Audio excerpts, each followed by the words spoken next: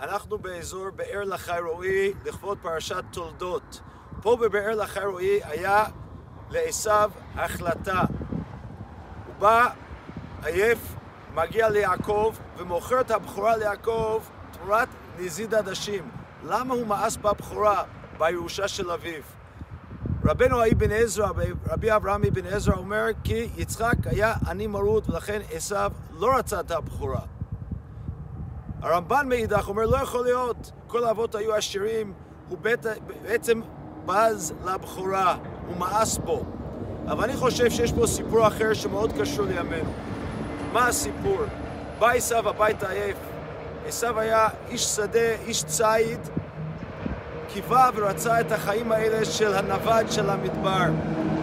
אולם יצחק אביו הפך חקלאי, לקח את העושר של אביו אברהם שהיה נווד והיה רועה צאן, והמיר את זה לעושר חקלאי. הוא זרע ומצא מהשערים. יעקב בנה והמשיך את זה, הוא גדל עדשים, הוא גידל עדשים. עדשים זה גידול מתורבת שצריך לדברת אותו. זאת אומרת, אנחנו נשאר פה הרבה זמן. כלכלה שמישהו יישאר במדינה שלו הרבה זמן זה כלכלה חקלאית.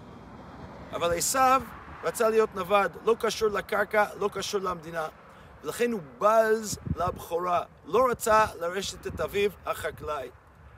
עשיו לא השכיל להבין את התמורה הכלכלית שחלה בעם ישראל. והנה אנחנו, באמצע הקורונה, נדרשים גם להחלטה דומה. העבר היה עם כלכלה אחת, העתיד כלכלה יותר דיגיטלית, יותר מתקדמת כלכלה של המאה ה-21.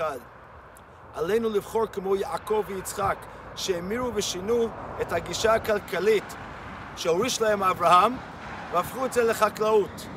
והפעם עלינו להמיר את העבר הכלכלי שלנו לעתיד כלכלי מזהיר יותר, טכנולוגי יותר, דיגיטלי יותר, מתקדם יותר, ולהשקיע באנשים בצאצאים, שיקחו את הבכורה שהורישו לנו אבותינו, יאמירו אותו למשהו אחר, לכלכלה צומחת, לעתיד כולנו. אנחנו יכולים לעשות את זה במאמץ אזרחי.